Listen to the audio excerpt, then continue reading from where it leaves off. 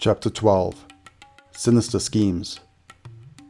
By the time Saparnika returned to Lanka, Ravana was fully aware of the feats of Prince Rama. His sister's appearance infuriated him. An attack on his family was an insult to him. But Ravana had held off on retaliating against Prince Rama.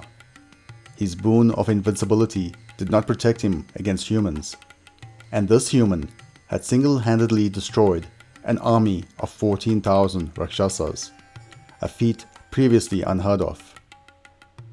Saparnika chastised her brother. "You have grown soft in your palace, with your many comforts and pleasures. In times past, you would not have hesitated to destroy an enemy that dared challenge your authority." Ravana listened to Saparnika's version of her encounter with the two princes, Ram and Lakshmana. But what captured his attention was her description of Rama's wife, Sita. Saparnika noticed this and continued her account of Sita's unmatched beauty. And the more Ravana heard, the more he desired Sita for his own. Saparnika proposed the capturing of Sita for Ravana. Rama's love for Sita was unmatched, and the loss of her would throw him into despair and thus weaken him for Ravana's attack. Ravana liked the idea, and he traveled to meet a demon that had previously faced the prince.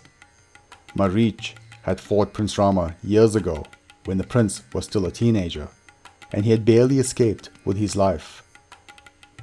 Unlike other demons with more limited ability, Marich had the power to shapeshift into any creature he desired.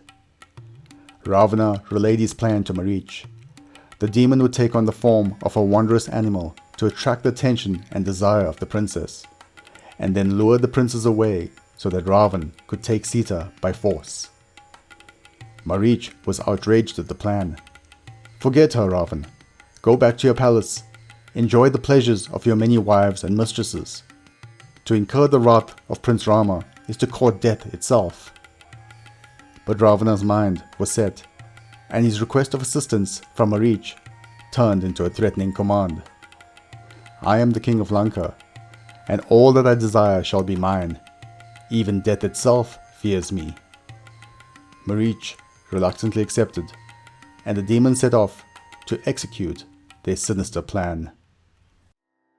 Thank you for watching so far. I hope you enjoyed. If you did, please hit the like button.